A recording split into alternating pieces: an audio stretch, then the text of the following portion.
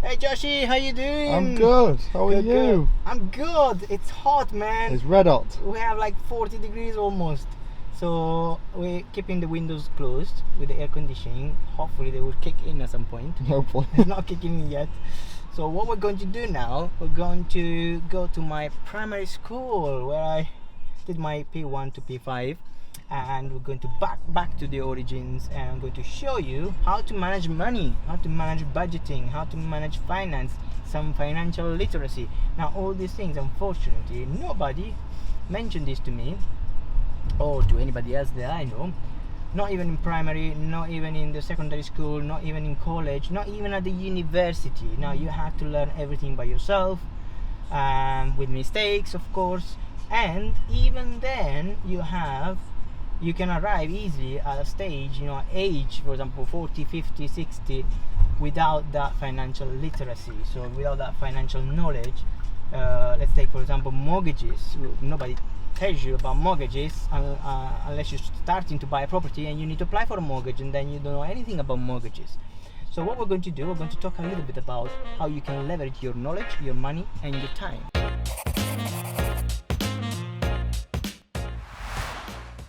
So the reason why I want to talk about mortgages is because they teach you at school exactly the opposite of what every single business person does.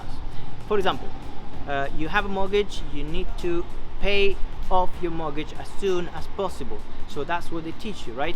To teach you to get out of debt as soon as possible, and then be free from mortgages, from debts, and live the life that you want, enjoy whatever you want. Now, that's unfortunately not the case, because every single business person, every single millionaire, they understand the rules of the games and they play accordingly.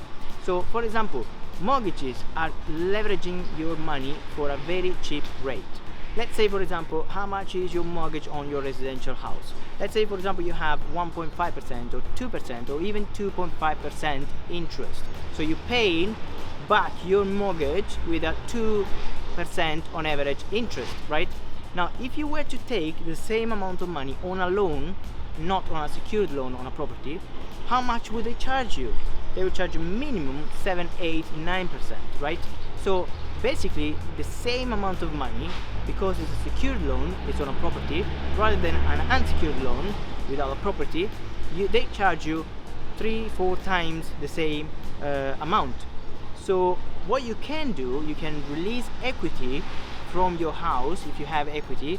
The equity, by the way, is the difference between the value of your house and the outstanding debt. So that little piece here, you can release it tax-free because it's a debt. So okay, it's classified as a debt. You can release it tax-free, and then you can reinvest it on a buy-to-let, for example. That's exactly what I did with my first buy-to-let. It was my primary school. Unbelievable. There's nobody in summer holiday, but this is exactly where I went when I was 5.5 years old until 11 years old. So 5 years of primary school here in Italy, and this place is in my heart. Now the same happens with cars, when you lease cars. Remember, you don't have to buy a car, because again, they teach us to own everything and to don't owe anything to anybody. You don't want to have any debt. Even buying cars, for me at the beginning, it was like, okay, this is a smart decision. I don't want to have a lease on a car and I have to pay forever, and then I have to give it back, and I'm left without anything.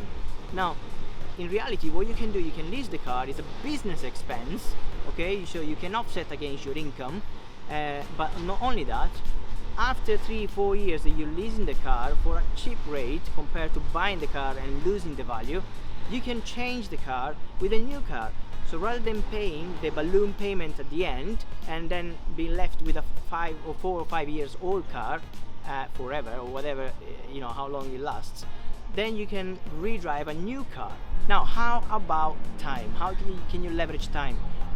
This is a mistake that many business owners that are starting out in business, they make. They think they have to do everything themselves and work in the business rather than on the business. For example, I'm in Italy right now.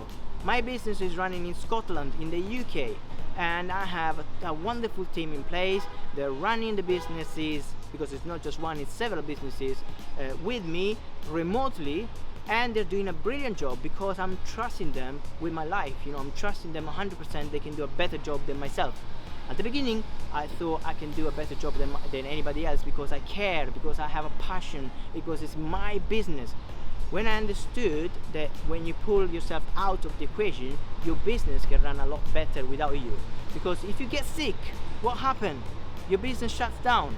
But if you get sick and you have a team in place, your business will continue to thrive and to grow.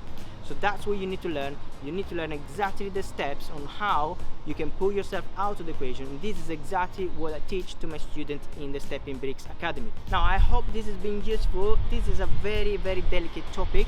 A lot of people, when I talk about, leverage your money, leverage your time, leverage your knowledge, they kind of say, yeah, but I can't do that. I can't afford yet to do that. I can't afford to pay a VA to do the jobs or the tasks they should do.